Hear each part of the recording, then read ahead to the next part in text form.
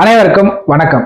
தாவேகா தலைவர் விஜய் அவர்களுக்கு சிபிஐ, அதாவது டெல்லியில இருக்க சிபிஐ அலுவலகத்துக்கு நேர்ல வரணும் அப்படின்னு சொல்லிட்டு சிபிஐ சம்மன் அனுப்பியிருக்காங்க. ஜனவரி 12ஆம் தேதி டெல்லியில இருக்க அலுவலகத்துக்கு நேர்ல வரணும் அப்படின்னு சொல்லிட்டு கரூர் கூட்ட நெரிசல் வழக்குல விசாரணை வேண்டியது இருக்கு அப்படின்னு சொல்லிட்டு சம்மன் அனுப்பியிருக்காங்க. இன்னொரு பக்கம் பாத்தீங்க அப்படின்னா, விஜயோட கடைசி படம் அப்படின்னு சொல்லிட்டு ரொம்பவுமே எதிர்பார்ப்புல இருக்கக்கூடிய ஜனநாயகன் படத்துக்கு தொடர்ந்து சென்சார் போர்டு சர்டிபிகேட் கொடுக்காம ஒரு பெரிய இழுத்தடிச்சு இன்னைக்கு பட தயாரிப்பு நிறுவனமான கேவிஎன் நிறுவனம் இன்னைக்கு கோர்ட்ல கேஸ் போட்டிருக்காங்க.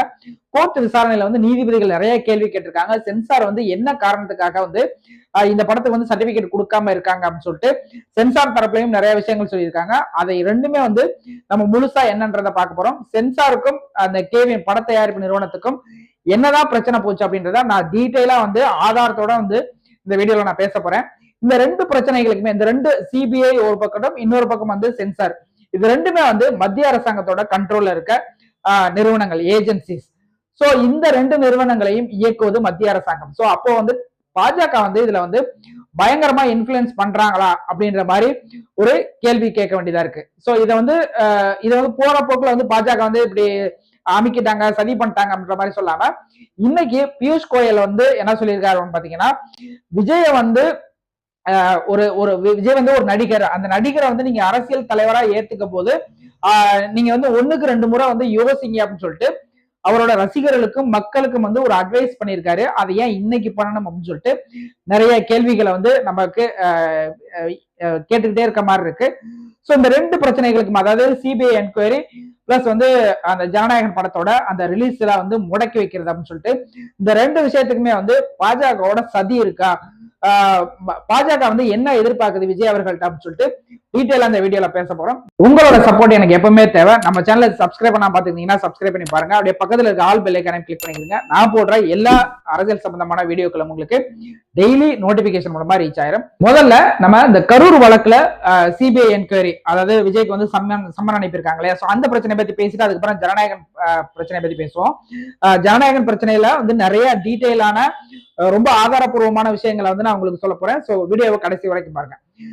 சிபிஐ வழக்குல அதாவது கரூர் கூட்ட நெரிசல்ல 41 பேர் இறந்த அந்த பிரச்சனையில அந்த வழக்கு சிபிஐ விசாரிச்சுக்கிட்டு இருக்காங்க. அந்த சிபிஐ விசாரணையில இப்ப கடந்த வாரம் எல்லாம் பாத்தீங்க அப்படின்னா, ஆதவ அர்ஜுனா, புசி ஆனந்த், நிர்மல்குமார், அப்புறம் எல்லாருமே ஒரு 3 நாட்களா டெல்லியிலேயே தங்கி 3 நாட்களா தொடர் விசாரணையில இருந்தாங்க. அவங்க விசாரணை அவங்க விசாரணை பண்ணிக்கிட்டு இருக்கும் போதே நான் ஒரு வீடியோ போட்டிருந்தேன். அதாவது அடுத்து விஜய் அவர்களுக்கு சிபிஐ விஜய் நெருங்கிட்டாங்க. சோ விஜய்க்கு கண்டிப்பா சிபிஐ என்கொயரி இருக்கும். விஜய இந்த சார்ஜ் ஷீட்ல, அதாவது குற்றப்பத்திரிகைன்னு சொல்லுவாங்க இல்லையா, சோ அதுல கரூர் வழக்குல சேர்க்கறதுக்கான 100% வாய்ப்பு இருக்கு அப்படின்னு சொல்லிட்டு ஒரு வீடியோ போட்டிருந்தேன். சோ அந்த வீடியோ யாரை பார்க்கல அப்படின்னா நான் கார்ட்ஸ்ல போடுறேன், அப்புறம் டிஸ்கிரிப்ஷன்லயும் லிங்க் கொடுக்குறேன், நம்ம சேனல்ல இருக்கு, நீங்க தாராளமா பாத்துக்கலாம். ஏன் அதை திருத்தமா சொன்னேன் அப்படின்னு பாத்தீங்க அப்படின்னா, நம்ம இப்போ தெலுங்கானால ஒரு சம்பவம் நடந்தது. ஹைதராபாத்ல என்ன நடக்குது அப்படின்னா, புஷ்பா 2ஓட அந்த FTFS முதல் காட்சிக்கு அல்லு அர்ஜுன் அந்த தியேட்டருக்கு வராரு. அந்த தியேட்டரோட கூட்ட நெரிசல்ல ஒரு பெண் இறந்து போயிடுறாங்க. அதாவது அவரோட ரசிகை, அந்த பெண் இறந்து போயிடுறாங்க.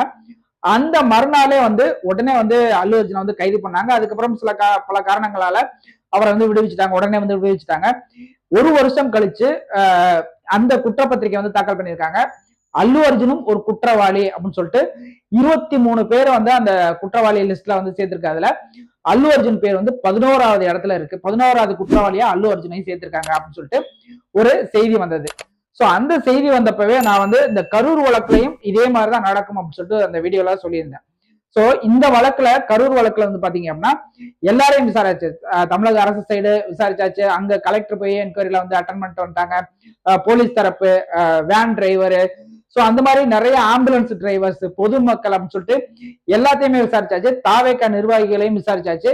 கடைசியா விசாரிக்க வேண்டியது விஜய் அவர்களை தான். ஏன் அப்படின்னா, விஜய் அவர்கள் அந்த ஸ்பாட்ல இருந்தாரு. சோ விஜய் அவர்களுக்காக கூடின கூட்டம் தான் அப்படின்னு சொல்லும்போது விஜய் அவர்களை கண்டிப்பா விசாரிக்காம இந்த கேஸ் முடிக்க முடியாதுன்றது நான் மட்டும் கிடையாது, எல்லா என்னோட பெரிய பெரிய ஆட்கள்லாம் நீங்க சொல்லிக்கிட்டே இருக்க விஷயங்கள்லாம் நீங்க டெய்லி வீடியோக்கள் பார்த்திருப்பீங்க. சோ அப்படிப்பட்ட ஒரு வழக்குல விஜய் அவர்களை வந்து விசாரிக்க கூப்பிட்டு இருக்கிறது வந்து ஒரு இயல்பான ஒரு நடைமுறை தான். சோ இதுல வந்து நம்ம வந்து பெருசா வந்து விஜய் அவர்களுக்கு என்ன ஆகுமோ, விஜய் வந்து என்ன ஆவாரு அப்படின்ற மாதிரிலாம் நம்ம பெருசாலாம் பயப்பட தேவையில்லை. விஜய் வந்து கூலா போயிட்டு என்ன நடந்தது, அவர் மனசுக்குள்ள என்ன இருக்கு, அவர் மனசாட்சிப்படி என்ன பேசணும்னு நினைக்கிறாரோ அதை பேசிட்டு வந்துட்டாலே பிரச்சனை முடிஞ்சு போச்சு. அதை தாண்டி விஜய் அவர்களை வந்து இந்த 12ஆம் தேதிக்கு கூப்பிட வேண்டிய அவசியம் என்ன, இதுக்கு பின்னாடி வந்து நிறைய அரசியல் பின்னணிகள்லாம் இருக்குமான்னு கேட்டா இருக்கும் இல்ல அப்படின்ற மாதிரிதான் சொல்லலாம். இருக்கு ஆனா இல்ல அப்படின்னு. ஏன் அப்படின்னா சிபிஐங்கிறது ஒரு சென்ட்ரல் கவர்மெண்டோட ஒரு ஏஜென்சி. ஸோ சென்ட்ரல் கவர்மெண்டோட ப்ரெஷர்ஸ் இல்லாம வந்து சிபிஐ வந்து தன்னிச்சையா இயங்கவே முடியாது. ஸோ நிறைய வழக்குகளை நம்ம வந்து பார்த்திருக்கோம். அவங்க நினைச்சா ஒரு வழக்கை வந்து எடுத்துட்டு பயங்கரமா சுத்தி விடுவாங்க. அவங்க நினைச்சாங்கன்னா ஒரு வழக்கை வந்து எல்லாரும் எதிர்பார்த்துக்கிட்டு இருக்க ஒரு வழக்கை வந்து ஒண்ணுமே இல்லை அப்படின்னு சொல்லிட்டு ஒரு பெரிய ஏமாற்றத்தை கொடுத்துட்டு அந்த வழக்கை வந்து மூடுவாங்க. சோ அப்படிப்பட்ட ஒரு சூழல்ல வந்து இந்த தேர்தல் நெருங்குற காலகட்டத்துல விஜய் அவர்களை வந்து எப்படியாவது ஏதாவது ஒரு வகையில முடக்கணும் அப்படின்னு, அப்படி இல்லை அப்படின்னா அவரை கூட்டணிக்கு இழுத்துக்கணும் அப்படின்னு சொல்லிட்டு பயங்கரமான முயற்சியில வந்து பாஜக இருந்துகிட்டே இருக்கு. சோ கூட்டணிக்கு வந்து இவரும் வர்றதுக்கு வந்து ரொம்ப யோசிக்கிறாரு. ஏன் அப்படின்னா அவர் ஏற்கனவே வந்து ஏடிஎம்கேவோட கூட்டணி வச்சதுனால எடப்பாடி பழனிசாமி அவர்களுக்கெல்லாம் முதல்வர் வேட்பாளர் அப்படின்னு சொல்லிட்டு அவரும் ஒரு பக்கத்து சுத்திட்டு இருக்காரு. இப்போ வந்து நம்ம வந்து அந்த முதல்வர் வேட்பாளர் கனவு வந்து பிஜேபியோட கூட்டணி வச்சா போயிருமோ, ஏடிஎம்கே இருக்கும்போது நம்ம எப்படி முதல்வர் ஆகுறது அப்படின்னு சொல்லிட்டு அந்த ஒரு குழப்பத்திலே இருக்காரு. ரெண்டாவது பிஜேபி கூட போனாரு அப்படின்னா தமிழ்நாட்டுல அவருக்கு இருக்க கொஞ்ச நெஞ்ச பேரும் வந்து கெட்டு போயிரும். அதுவே வந்து அவரோட அரசியல் வாழ்க்கைக்கு வந்து ஒரு ஒரு பயங்கரமான ஒரு பின்னடைவை தரும் அப்படின்னு சொல்லிட்டு இந்த மாதிரி விஷயங்கள்லாம் யோசிச்சுதான் அவர் வந்து இன்னும் வந்து பிஜேபி கூட போறதுக்கு வந்து ஒரு பெரிய தயக்கம் காட்டிட்டே இருக்காரு. ஆனாலும் பிஜேபியோட அஜெண்டாவை அப்படியே இங்க வந்து செயல்படுத்துறாரு. பிஜேபி வந்து ஒரு பெருசா அவர் வந்து எங்கேயுமே வந்து பேசுறது கிடையாது, ஒரு கண்டிக்கிறது கிடையாது, அல்லது அவங்களோட திட்டங்களை வந்து அவங்க தமிழ்நாட்டுக்கு செய்யற அந்த செஞ்சுக்கிட்டு இருக்க துரோகங்களை வந்து அவர் எங்கேயுமே அட்ரஸ் பண்றது கிடையாது, ஸ்ட்ராங்கா அட்ரஸ் பண்றது கிடையாது அப்படின்னு சொல்லிட்டு பல விமர்சனங்கள் இருந்துகிட்டு இருக்கு. அதற்கு வந்து முற்றுப்புள்ளி வைக்கிற மாதிரிதான் இந்த சிபிஐ என்கொயரியை வந்து ரொம்ப வந்து துரிதப்படுத்திக்கிட்டே இருக்காங்க. சிபிஐ என்கொயரி போகும்போது எல்லாருக்குமே தெரியும் இது வந்து இன்னொரு 5-6 வருஷத்துக்கு இந்த கேஸ் நடக்கும் அப்படின்னு சொல்லிட்டு. ஆனா இவ்வளவு சீக்கிரமா இவ்வளவு போர்ஸா வந்து இந்த சிபிஐ என்கொயரி நடக்க வேண்டிய அவசியம் என்ன அப்படின்னு பார்த்தா இந்த தேர்தல், அந்த கூட்டணி, இந்த அரசியல் நகர்வுகள் இதை நோக்கிதான் வந்து போய்கிட்டு இருக்கு அப்படின்றதான் நான் பாக்குறேன். எது எப்படி இருந்தாலும் இந்த இந்த சிபிஐ என்கொயரி வந்து விஜய் வந்து தாங்குவாரா அப்படின்றது இதை வந்து அவரால் ஹேண்டில் பண்ண முடியுமா? ஏன்னா இந்த படத்துலதான் வந்து அந்த விசாரணை சம்பந்தமான விஷயங்கள்லாம் அவர் பார்த்திருப்பாரு. அவரோட நிஜ வாழ்க்கையில வந்து இந்த மாதிரி விஷயங்கள் எல்லாம் அவர் பாக்குறதுக்கான வாய்ப்பிலே இல்லை. அப்படிப்பட்ட ஒரு சூழ்நிலையில வந்து சிபிஐ என்கொயரி எப்படி இருக்கும் அப்படின்னு சொல்லிட்டு கண்டிப்பா இந்த ஆதவ அர்ஜுனா, புஷி ஆனந்த், நிர்மல்குமார் இவங்கெல்லாம் வந்து அருண்குமார் இவங்கெல்லாம் வந்து சொல்லியிருப்பாங்க. சொன்ன பின்னாடியும் இவருக்கு வந்து லைவா நம்மளுக்கு நேருக்கு நேரம் வந்து சிபிஐ கூட போயிட்டு அந்த இன்டராக்ட் பண்ணும்போது அவங்களோட என்கொயரி எப்படி இருக்கும் சொல்லிட்டு நேருக்கு நேரம் அவர் வந்து உணர்ற அந்த தருணத்துல வந்து அவரோட மனநிலை எப்படி இருக்கும்னு நினைச்சாலே நம்மளுக்கு கஷ்டமா இருக்கு. கொஞ்சம் யோசிச்சிருக்கலாம், இந்த கரூர் விஷயத்துல வந்து இன்னும் கொஞ்சம் அலர்ட்டா இருந்திருக்கலாம் அப்படின்றதான் என்னோட தனிப்பட்ட கருத்து. இது வந்து விஜய் அவர்களும் தாவேக்காவினரும் ரொம்ப சமயோஜித புத்தியா வந்து நம்ம யோசிச்சு இந்த மீட்டிங்கை வந்து சேனலைஸ் பண்ணியிருந்தாங்கன்னா இந்த சம்பவத்தை தவிர்த்து இருந்திருக்கலாம்.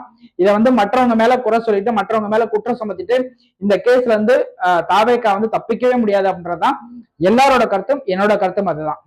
இப்போ ஜனநாயகன் படத்தை பத்தி பார்க்கலாம். ஜனநாயகன் படம் வந்து விஜய்க்கு வந்து இந்த படத்துலதான் பிரச்சனை வருதா, மற்ற படங்கள்லாம் பிரச்சனை வரலையா அப்படின்னு பார்த்தோம்னா விஜய்க்கு வந்து எல்லா படத்துலயுமே ஒவ்வொரு படம் ரிலீஸ் ஆகும் போதும் ஒண்ணு பொலிட்டிக்கலா இன்ஃபுளுன்ஸா வந்து ஏதாவது ஒரு பிரச்சனை வரும், அப்படி இல்லைன்னா ஏன் கதையை வந்து எடுத்துட்டாங்க அப்படின்னு சொல்லிட்டு இந்த டைரக்டர் சைட்ல இருந்து ஏதாவது பிரச்சனை வரும், ப்ரொடியூசர் சைட்ல இருந்து ஏதாவது பிரச்சனை வரும். அப்புறம் வந்து இந்த தியேட்டர் உரிமையாளர் சங்கம் சோ எங்களுக்கு வந்து இவ்வளவு லாபம், இவ்வளவு பர்சன்டேஜ் கேட்கறாங்க அப்படின்னு சொல்லிட்டு ஏதோ ஒரு வகையில வந்து அந்த விஜய் படத்துக்குனாலே வந்து ஒரு பிரச்சனை வரத்தான் செய்யும். அந்த பிரச்சனைகள்லாம் தாண்டிதான் ஒவ்வொரு படத்தையும் வந்து அவங்க ரிலீஸ் பண்றாங்க. அதை மக்களும் நம்ம வந்து கொண்டாடிட்டு இருக்கோம். இந்த படமும் அதுக்கு விதிவிலக்கு இல்ல. இன்னைக்கு சூழ்நிலையில இதுக்கு இன்னொரு ஒரு அடிஷனலா ஒரு பாயிண்ட் என்னன்னா, இப்போ வந்து விஜய் வந்து ஒரு ஆக்டிவ் பாலிடிக்ஸ்ல இருக்காரு. விஜய் வந்து நான் தான் அடுத்த முதல்வர் அப்படின்னு சொல்லிட்டு தமிழ்நாட்டுல வந்து ஒரு பெரிய வைப் வந்து ஒரு கிரியேட் பண்ணிட்டு இருக்காரு. சோ அப்படிப்பட்ட காலத்துல அதுவும் அவருக்கு வந்து ஒரு பெரிய சிக்கலாகிட்டு இருக்கு ஜனநாயகன் படத்துக்கு. இந்த ஜனநாயகன் படத்துல வந்து உண்மையிலே நடக்கிறதா என்ன, சென்சார் போர்டுக்கும் கேவி நிறுவனத்துக்கும் அதாவது விஜய் தரப்புக்கும் என்னதான் பிரச்சனை போய்கிட்டு இருக்கு அப்படின்றத உங்களுக்கு நான் டீட்டெயிலா சொல்றேன். டிசம்பர் 19, 2025 அன்னைக்கு தேதியில தான் வந்து சென்சார் போர்டுல வந்து இந்த படத்தை வந்து பாக்குறாங்க, ஜனநாயகன் படத்தை வந்து பாக்குறாங்க. அந்த ஒரு சென்சார் போர்டுல ஒரு குழு இருப்பாங்க. அந்த 3 பேர் கொண்ட குழு வந்து அந்த படத்தை பார்ப்பாங்க. அதுல ஒரு பெண் உறுப்பினர் இருப்பாங்க அப்படின்றதெல்லாம் வந்து தகவலா வருது. சோ அந்த 3 பேர் கொண்ட குழு வந்து அந்த படத்தை பார்த்துட்டு டிசம்பர் 22ஆம் தேதி, அதாவது 19ஆம் தேதி பாக்குறாங்க. 22ஆம் தேதி இந்த படத்தோட குழுவினர், அதாவது விஜய் தரப்பை கூப்பிட்டு சொல்றாங்க. என்ன சொல்றாங்க அப்படின்னு பாத்தீங்க அப்படின்னா, இந்த படத்துல வந்து நீங்க நிறைய வந்து சீன்ஸ் வந்து கட் பண்ற மாதிரி இருக்கு, எங்களுக்கு நிறைய ஆட்சேபனைகள் இருக்கு.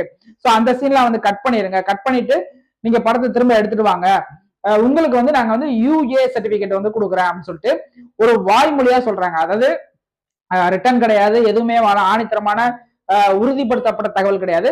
வாய்மொழியா ஆபீசர்ஸ் வந்து சொல்லுவாங்க இல்லையா, UA சர்டிபிகேட் வாங்கிக்கிறங்க, நாங்க சொன்ன கட்லாம் வந்து கட் பண்ணிருங்க, கட் பண்ணி எடுத்துருவாங்க, நம்ம UA சர்டிபிகேட் கொடுத்துருவோம் அப்படின்னு சொல்லிட்டு 22ஆம் தேதி, அதாவது 19ஆம் தேதி படத்தை பாக்குறாங்க. 22ஆம் தேதி வந்து அந்த தயாரிப்பு நிறுவனத்துக்கிட்ட வந்து சொல்றாங்க. சோ 24ஆம் தேதி என்ன பண்றாங்க, அந்த 2 நாள்ல வந்து இந்த பட தயாரிப்பு நிறுவனம் வந்து KV நிறுவனம் வந்து அவங்க சொன்ன கட்டெல்லாம் வந்து, அவங்க சொன்ன எந்தெந்த சீன்லாம் வந்து இந்த படத்துல இருந்து எடுக்கணும் அப்படின்ற மாதிரி, நீக்கணும் அப்படின்ற மாதிரி சொல்லியிருந்தாங்களோ அந்த சீன்ஸ் எல்லாம் வந்து கட் பண்ணிட்டு என்ன பண்றாங்க, இந்த 24ஆம் தேதி அந்த படத்தை வந்து திரும்பவும் சென்சார் சர்டிபிகேட்டுக்கு அனுப்புறாங்க. சென்சார் அந்த ப்ராசஸ்க்கு வந்து அனுப்புறாங்க. சோ 24ஆம் தேதி அனுப்புன ப்ராசஸ், அதுக்கப்புறம் வந்து சென்சார்ல இருந்து எந்த விதமான தகவலுமே வரல அப்படின்றதா பட தயாரிப்பு நிறுவனம், அதாவது விஜய் தரப்பு வந்து இன்னைக்கு கோர்ட்ல பேசியிருக்க ஒரு விஷயமா இருக்கு. 24ஆம் தேதி கொடுத்துட்டாங்க. 25ஆம் தேதி கிறிஸ்துமஸ் ஹாலிடே. சோ அன்னைக்கு வந்து கவர்மெண்ட் ஹாலிடேங்கிறதுனால அன்னைக்கு வந்து எந்த கவர்மெண்ட் அபிஷியலுமே வந்து ஃபங்க்ஷன் ஆகாது. சோ ஹாலிடேங்கிறதுனால அன்னைக்கு விட்டுட்டாங்க. சோ 26ஆம் தேதி, டிசம்பர் 26ல இருந்து அதாவது ஜனவரி 5ஆம் தேதி வரைக்கும் முயற்சி பண்ணிக்கிட்டே இருக்காங்க. அவங்க சைட்ல இருந்து எந்த ரிப்ளைமே கிடையாது அப்படின்றதுதான் ரொம்ப பெரிய வருத்தமா இருந்தது.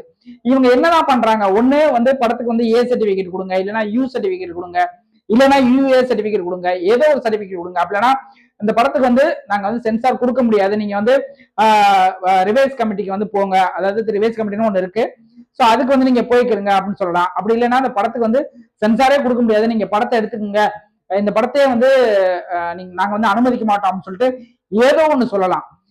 இல்ல அவங்களோட டிமாண்ட் தான் என்ன அப்படின்றதையாவது சொல்லலாம். ரெண்டுமே சொல்லாம, எதுவுமே எந்த கருத்துமே சொல்லாம, எந்த இன்ஃபர்மேஷனுமே பட தயாரிப்பு நிறுவனத்துக்கு கொடுக்காம சைலண்டாவே இருக்கிறது வந்து விஜய் தரப்புக்கு வந்து ஒரு பெரிய அதிர்ச்சியை உண்டாக்கி இருக்கு.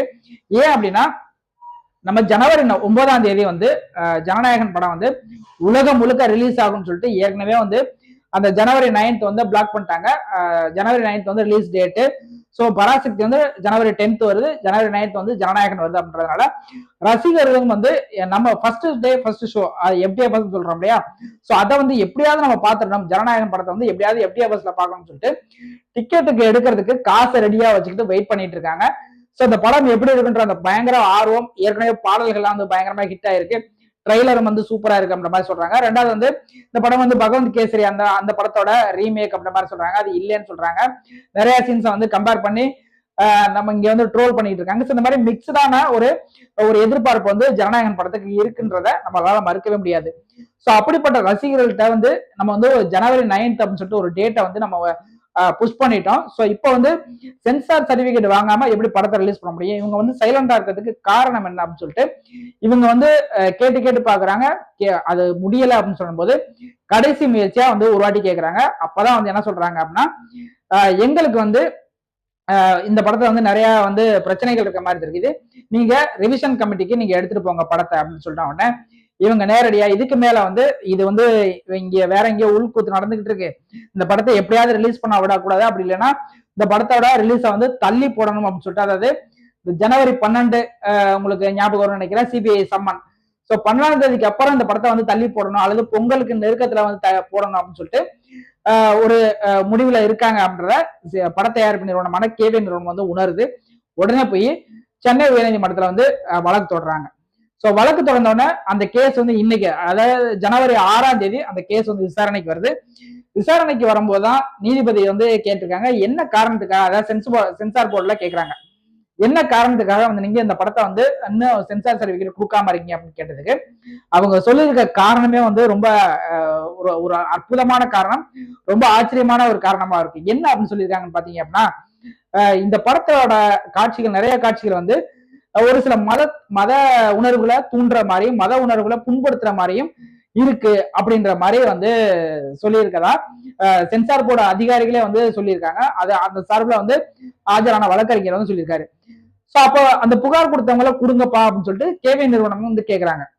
நீங்க வந்து புகார் கொடுத்துருக்காங்கன்னா எங்க கிட்ட சொல்லிருக்கலாமே, அந்த புகார் என்ன, அது என்ன மாதிரியான புகார், யாரு கொடுத்தது அப்படின்னா, ஒண்ணு நாங்க அந்த புகார் வந்து அந்த படத்துல இருக்கா அப்படின்றத நாங்க வந்து அவங்களுக்கு விளக்கம் கொடுப்போம். அப்படி இல்லை அப்படின்னா அவங்கள்ட்ட வந்து நாங்க கன்வின்ஸ் பண்றதுக்காக ட்ரை பண்ணுவோம். இந்த மாதிரிலாம் இருக்கும் இல்லையா? சோ அப்படி எதுவுமே எங்களுக்கு சொல்லாம நீங்க வந்து அதை ஹோல்ட் பண்ணியே வச்சுக்கிறதுல என்ன அர்த்தம் இருக்கு அப்படின்னு சொல்லிட்டு. ரெண்டாவது வந்து இந்த விஜயோட படங்கள்ல வந்து இந்த மத உணர்வை புண்படுத்துற மாதிரி அப்படின்னு சொல்லிட்டு ஒரு குரூப் கிளம்பும். அது யாருன்றது உங்க எல்லாருக்குமே தெரியும், பிஜேபி, பாஜக. சோ இவங்களை தவிர இந்த இந்த வார்த்தையை வந்து அதிகமா பயன்படுத்த மாட்டாங்க. எந்த கட்சியும், எந்த அரசியல் கட்சியும், எந்த அரசாங்கமும் இந்த இந்த வார்த்தை வந்து, அதாவது மத உணர்வுகளை புண்படுத்துற மாதிரி இருக்கு அப்படின்னு சொல்லிட்டு இந்த வார்த்தைகளை வந்து யாருமே பயன்படுத்த மாட்டாங்க எக்ஸப்ட் பாஜக. சோ அப்போ இந்த சென்சார் பிரச்சனையில வந்து பாஜகவோட முழு தலையீடு இருக்கு அப்படின்றதான் நான் பாக்குறேன். சென்சார் போர்ட்ல எல்லாம் வந்து தலையிட முடியாது அப்படின்ற மாதிரிலாம் யாருமே சொல்ல முடியாது. நிறைய பிரச்சனைகளை வந்து இதுக்கு முன்னாடி இருக்க அந்த சென்சார் போர்டுல இருக்க மெம்பரா இருந்தவங்க எல்லாம் வந்து நிறைய பேட்டிகளை சொல்லியிருக்காங்க. அங்க என்னென்ன மாதிரி பாலிடிக்ஸ் போறோம், என்னென்ன மாதிரிலாம் வந்து ஒவ்வொரு படத்துக்கும் சென்சார் சர்டிபிகேட் வாங்குறதுக்கு என்னென்ன மாதிரிலாம் பிரச்சனைகளை வந்து கடந்து வரணும் அப்படின்னு சொல்லிட்டு நிறைய விஷயங்களை வந்து நம்ம கேள்விப்பட்டிருக்கோம். அவங்க பேட்டிகளாவே கொடுத்துருக்காங்க. சோ இந்த பிரச்சனையில இந்த மத உணர்வுகளை புண்படுத்துற மாதிரி இருக்கு, அல்லது மத உணர்வுகளை தூண்டுற மாதிரி இருக்கு அப்படின்னு சொல்லிட்டு அந்த விஷயத்துக்காக தான் வந்து நாங்க ஹோல்ட் பண்ணிருக்கோம்னு சொன்னேன். ஜட்ஜ் என்ன சொல்றாரு, சரி அந்த அந்த லிஸ்ட்டை கொடுங்க, எங்களுக்கு யாரெல்லாம் வந்து உங்களுக்கு கம்ப்ளைண்ட் பண்ணாங்களோ ஸோ அவங்களோட டீட்டெயில் எங்களுக்கு கொடுங்க, அவங்க என்ன கம்ப்ளைண்ட் பண்ணாங்க, யார் கம்ப்ளைண்ட் பண்ணாங்க, அந்த தகவலாம் எங்களுக்கு நாளைக்கு கொடுங்க, நாளைக்கு இந்த விசாரணையை வந்து தள்ளி வச்சிடலாம்னு சொல்லிட்டு ஜனவரி 7ஆம் தேதிக்கு வந்து இந்த விசாரணையை வந்து தள்ளி வச்சிருக்காங்க. ஒரு வழியா விசாரணையோட ஒரு 75% முடிஞ்சிருச்சு. அந்த ஒரே ஒரு விஷயம் தான் அந்த இப்ப என்ன பண்ணுவாங்க, அடுத்து என்ன நடக்கும் அப்படின்னு பாத்தீங்க அப்படின்னா, நீதிபதிகள் வந்து இந்த படத்தை வந்து எங்களுக்கு போட்டு காமிங்க அப்படின்ற மாதிரி சொல்லுவாங்க. நீதிபதிகள் வந்து இந்த படத்தை பார்த்துட்டு எங்களுக்கு இது மாதிரி எதுவுமே தெரியலையே, மத உணர்வுகளை புண்படுத்துற மாதிரி எதுவுமே இல்லையாப்பா அப்படின்ற மாதிரி ஒரு டிக்கு கொடுத்துட்டாங்க அப்படின்னா அந்த படத்துக்கு இமீடியட்டா சென்சார் போர்டு சர்டிபிகேட் கொடுத்துதான் ஆகணும். அதுல வந்து எதுவுமே பண்ணவே முடியாது. ஸோ அது யூஏ சர்டிபிகேட்டா இருக்கலாம், யூஏவா இருக்கலாம், அல்லது யூ சர்டிபிகேட்டா இருக்கலாம், ஏதோ ஒண்ணு சர்டிபிகேட் கொடுத்தே ஆகணும்.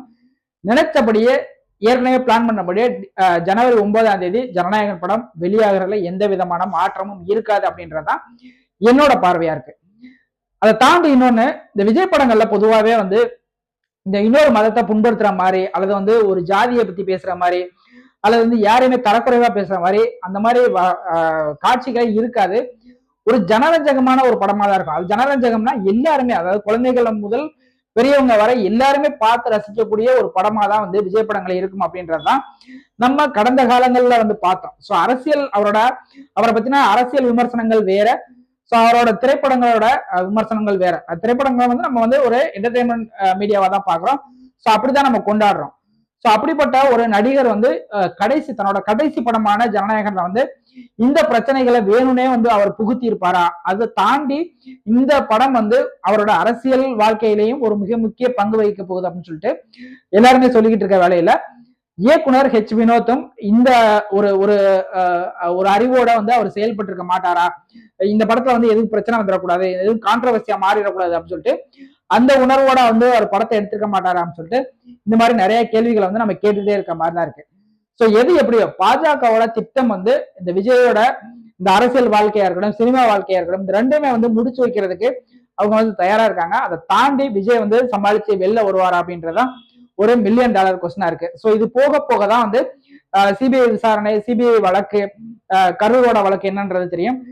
ஜனநாயகன் படத்தை பொறுத்தளவு இதுக்கு எந்த தடையும் இருக்க போறது கிடையாது. சொன்னபடியே வந்து ஜனவரி 9ஆம் தேதி ஜனநாயகம் படம் வருன்றதுல எந்தவித மாற்று கருத்தும் இருக்காதா எனக்கு தெரியல. சோ இதுதான் என்னோட நம்பிக்கை. உங்களோட கருத்துக்கள் என்ன அப்படின்றத நீங்க கமெண்ட் செக்ஷன்ல போடுங்க. வேற ஒரு இன்ட்ரெஸ்டிங்கான வீடியோல மீட் பண்ணுவோம். நன்றி.